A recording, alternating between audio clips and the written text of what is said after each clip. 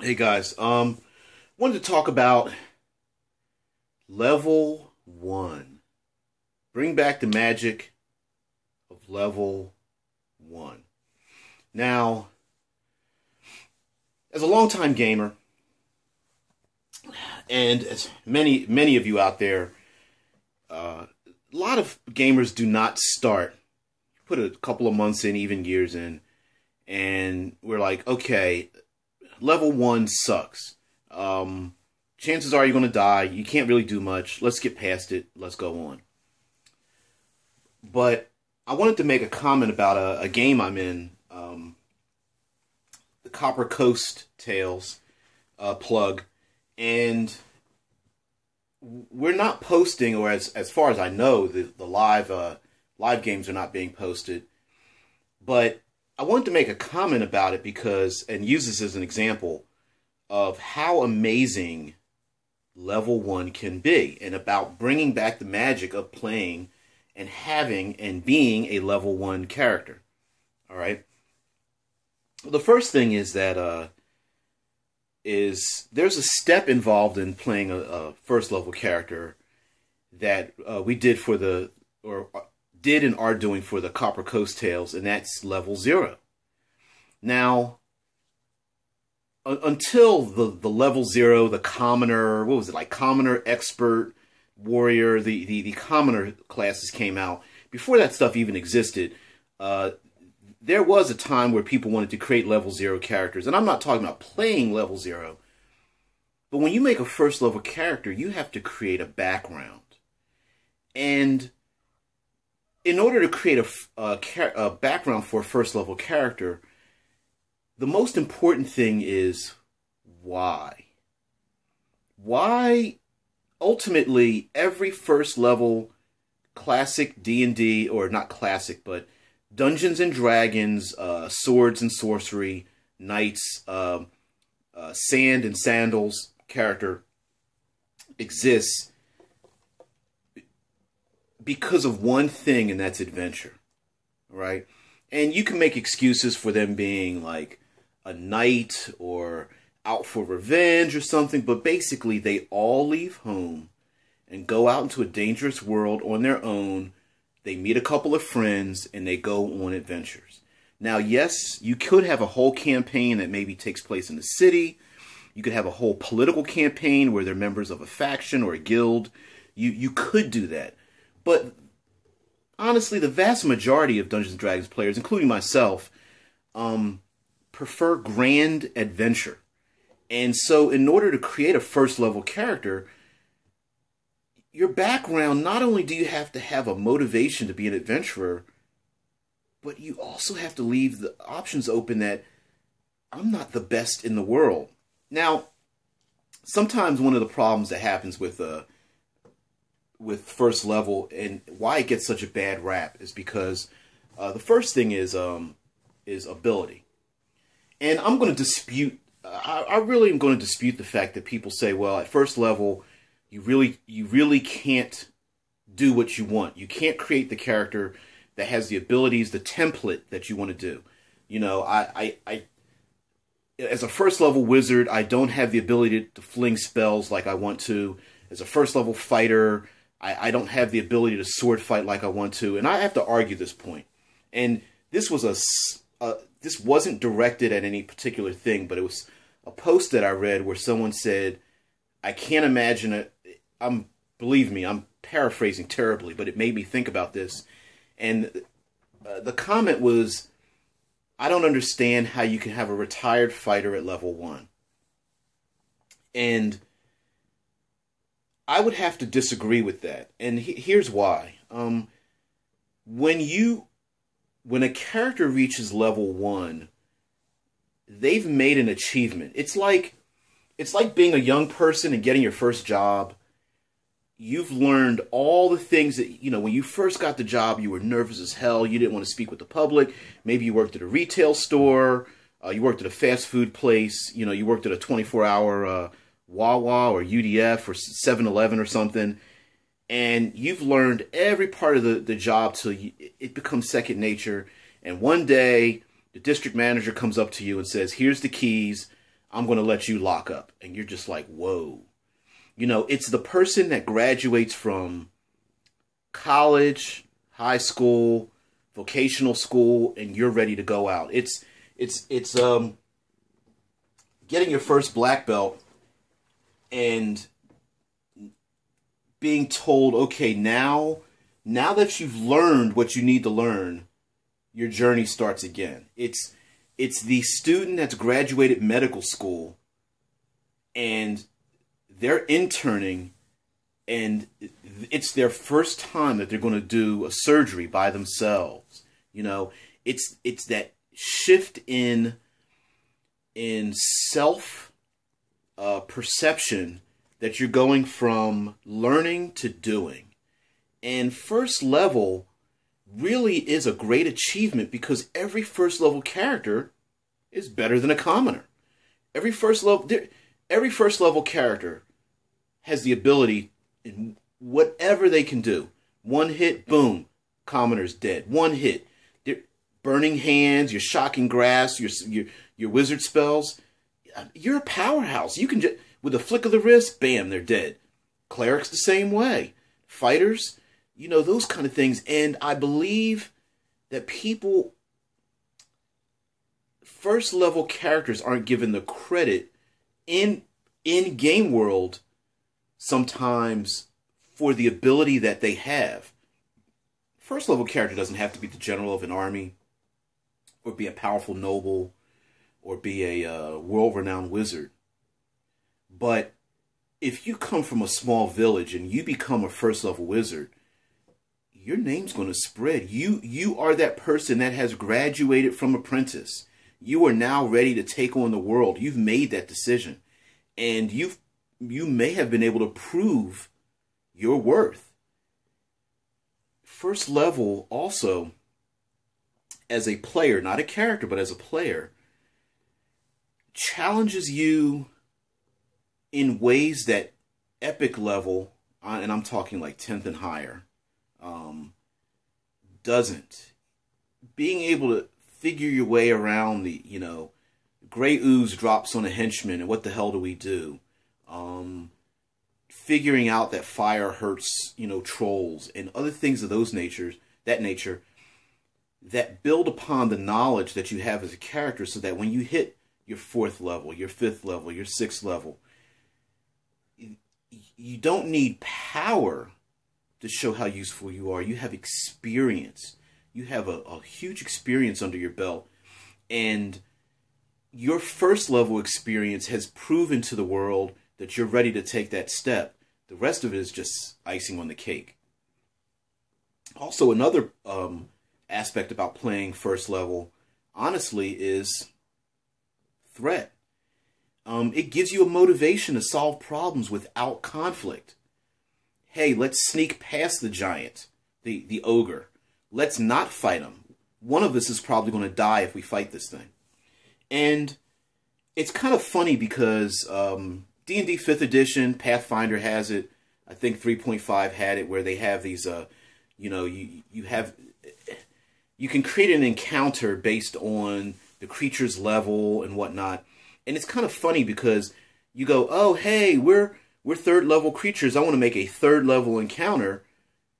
Why did half the party die? Well, a 3rd level encounter for 3rd level characters means a 50-50. You're talking about a 50-50 chance. Half your group it will be dead in an equal encounter. I think some of the problem is that when you are used to not playing first level, there's this assumption that success is more likely than failure. All right? That the creatures you fight will not kill you in open and direct combat.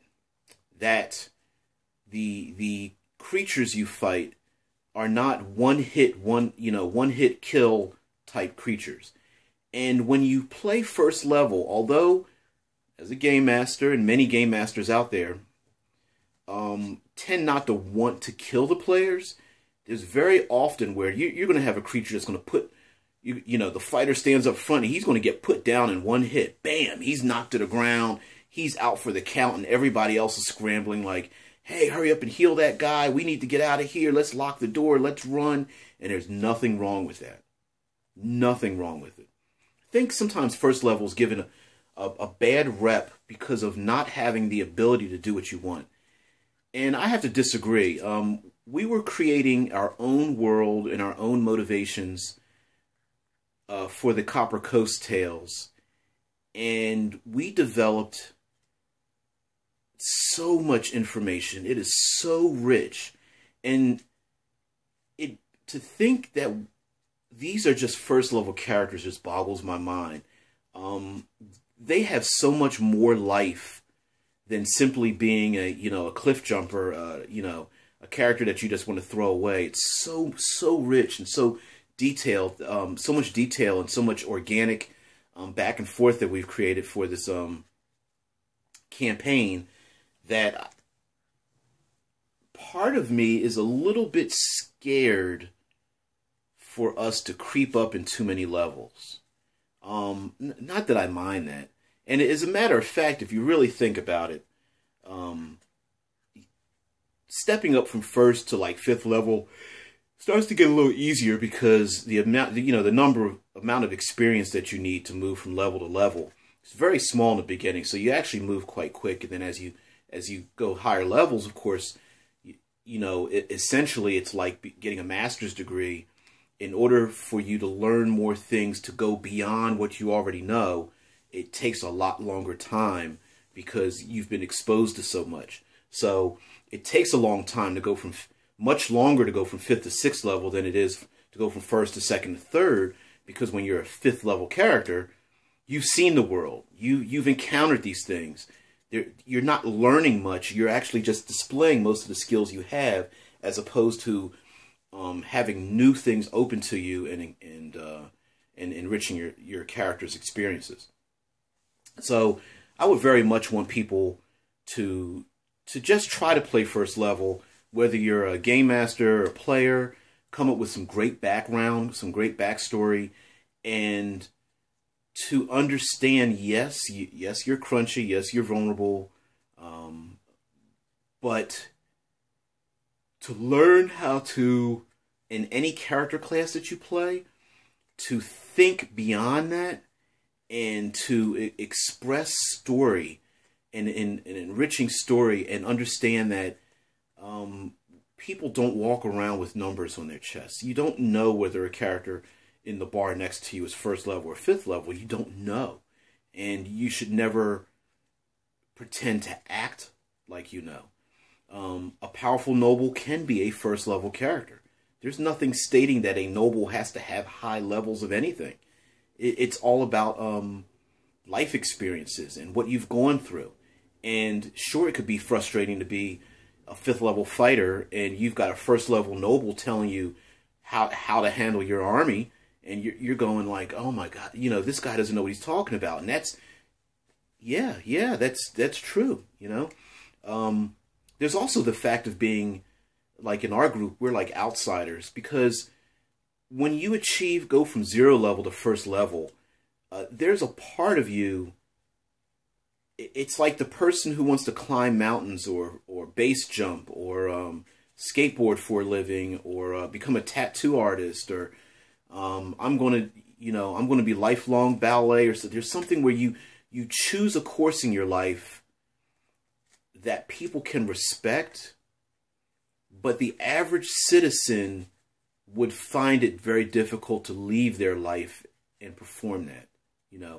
It would be the person who wants to sail around the world, and you're going, wow, that would be awesome to do, but I'm just not going to leave my life like that. And so that difference of going from 0 to 1st level is a choice of, I'm going to travel out in this dangerous world of dragons and magic and evil and sorcery, and I'm going to confront it head on. And that is, to me, is the wonder of playing Dungeons and Dragons. And you do not need to give up playing 1st level to do that. So Kind of rambled a little bit. I really didn't have anything specific I wanted to talk about, but just basically that don't ignore first level as a method of storytelling, as a method to organically decide where your character wants to go. You create a first level fighter, and you've already got your, mentally you're like, I know what feats I'm going to get when I get the third level or get the fourth level, or whatever. I know what kind of build I'm going to do. And then you start playing the game, and if you're open-minded, you're free to immerse yourself into the game. Maybe you start to change. Maybe the wizard in the group starts to apprentice you as the fighter, and instead you're like, well, I should actually be an arcane knight or something. I had plans on becoming like a dual weapon fighter, but I'd love to learn some magic. Just leave your options open. Play first level. Just bring it back. I noticed so many people in the one shot group and people are playing a fifth level. D&D 5th edition are doing that. It's kind of surprising to me because of how many 20th level characters people love to play. But I think it's awesome, and I'm all for it. So let's just be creative out there. Be creative, and let's not destroy that the creative spark that playing first level can really get, especially if you've got a great game master, great setting, great players that will want to bounce the ideas off of, and creating that. It's like thoughts of water, words of stone. In essence, create thoughts that are organic and flow, accepting ideas, and accepting those ideas to the point where when you state them, you put them in stone, but you're willing to let them flow like water. So an example is in our Copper Coast game, all the players have come up with ideas to tie each other's characters together, and coming up with ideas about other characters' backgrounds. Just like, hey, here's a picture of a woman in my village. I don't, my character's met her before, but is unsure, and then everyone else starts chiming in. She's a wizard, sorceress. She's she's a shape-changed, creature, something. That's actually not in our game, but my point being is, people start throwing out ideas out there. Oh, she's a sorceress. Oh, okay. And then that player that's part of that person's background is like, oh yeah, okay, she's a sorceress. All right, she sure is. Is she good or bad? What does she want? And someone else is like, no, she's out to blackmail you. Oh, okay, that's great. Okay, she's out to blackmail my character. Great, that's cool. Come up with these ideas. Just be creative. Just try not to destroy the magic of Dungeons and Dragons. And of course, to be encompass and enshroud and encircle those that want to play the game. Let them start at first level. Let them learn the same magic that the rest of us have played for 30 plus years. Okay. Thank you very much.